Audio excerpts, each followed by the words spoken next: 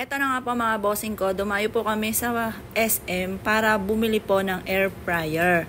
Yan, ayan po ay nasa kulang-kulang 6,000 kasi 5,999 po yan.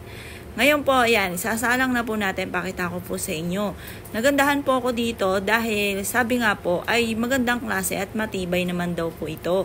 Kaya ito po ay binili ko po kaagad, kasama ko po ang aking sister.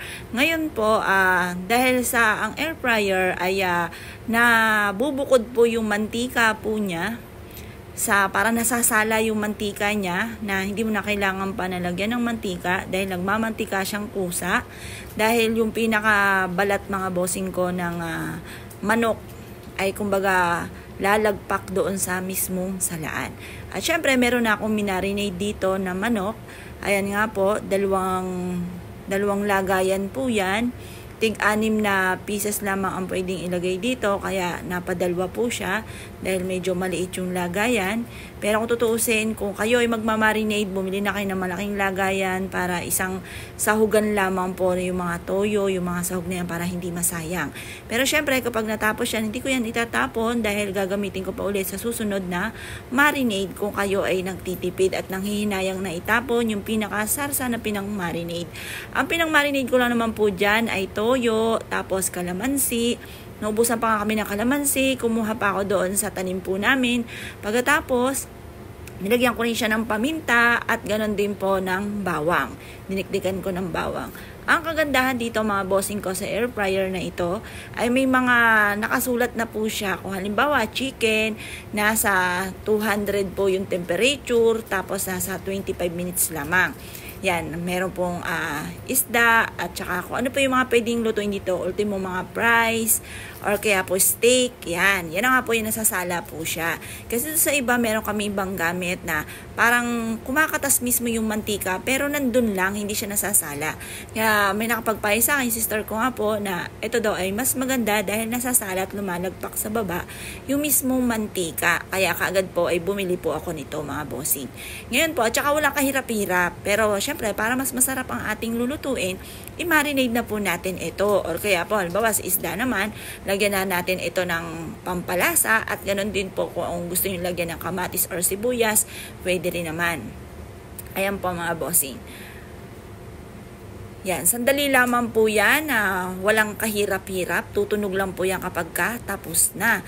Basta iwanan nyo lamang yan at iset nyo lamang po, sundin lamang kung ano yung nakalagay dito, kung ilang temperature at ilang minuto lamang po yan. Tapos makakagawa ka pa ng iba habang ikaw ay nagluluto.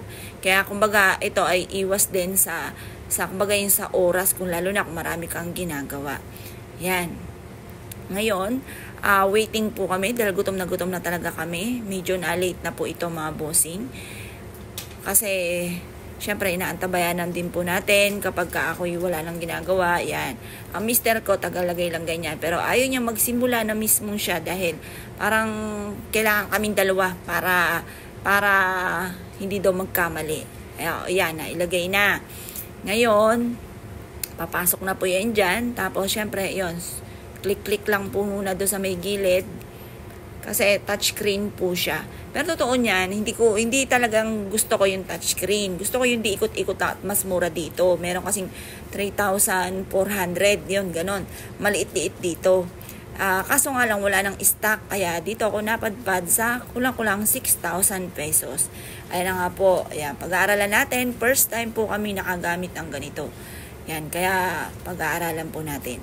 Pero pag kami ay namalengke, magmamarinade na ako para salang lang ng salang habang nagluluto na rin mga bossing. Yan, isiset lang po natin, pinag-aaralan namin. Ngayon, yung pala doon sa kabila, ayan, nasa 200 yung temperature, tapos 25 minutes. Yan, ganyan dapat ang pagsiset. Yan, 25 minutes. Yan, tapos sa kabilang side, 200 ang temperature. Tapos, pindutin nyo, dapat pala pipindutin kung halimbawa may mga drawing naman, halimbawa legs ng chicken, tapos may mga steak, fish, fries, depende sa niluluto. Ayan.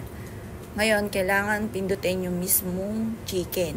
Ayan, may mga araw-araw po dyan. May guide naman po. Sundan lang po natin. Talaga namang kumukulo-kulo na ang tiyan. Nag-ringtone na po mga bossing ko ang tiyan. Yan, waiting po tayo habang tayo po ay nag-aantabay. Nito pong napakasarap na chicken. Ito kasi sabi ng kapatid ko talagang masarap po siya kapag naluto. Pero syempre, depende rin mga bossing ko sa pagmamarinate ninyo. Yan, kailangan tutusok-tusukin yung balat. Kasi nung tinigman po namin, medyo ang may lasa lang yung mismo unahan. Pero juicy yung nasa loob mga bossing. Kaya masarap po siya. Ngayon, tutusok-tusukin mo na lang para manuot yung mismong pagmamarinade po ninyo. Tapos, kailangan nakaharap siyang ganyan kapag isinalang ninyo at wag nakaganon para lutong-luto ang loob. Syempre, yan na mga bossing ko. Excited po kami lahat. Una-unahan mga bossing ko na sa pagtikim.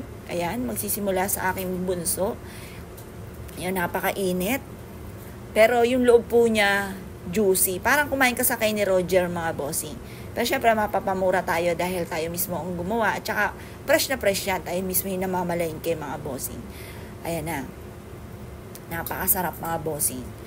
Hindi dry yung yung loob po niya. Kapag para ba yung sa Jollibee, di ba pag sa Jollibee, parang iniingatan pa rin juicy pa rin yung nasa loob. Ayun, merong siyang ganun na effect. Hindi siya dry. Yan, ang sarap.